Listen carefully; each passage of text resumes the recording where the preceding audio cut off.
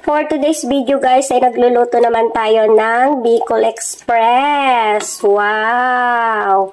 Parang nasobrahan ko naman yata ng siling nilagay, yung siling labuyo. Tapos may siling green pa. Pero mas maganda na yun, maanghang, kaysa naman yung matamis. Kain din tayo ng may anghang.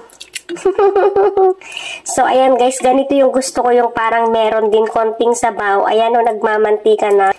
O, ang sarap. Kahit hindi ko pa natitikman, sobrang bango. Naamoy ko na talaga ang bango. O, ayan guys, nagmamantika na siya, o.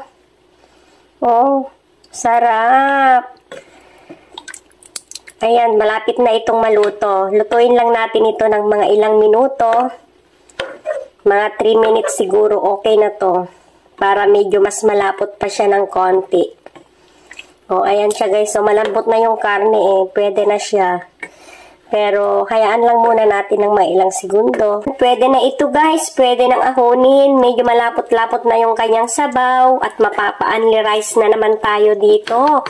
At mapapawaw sa anghang. Bala sila kung ayaw nila kasi kaninang tinikman ko maanghang talaga. Pero okay na yan. Sige na guys, hanggang dito na lang. Thank you for watching. Bye!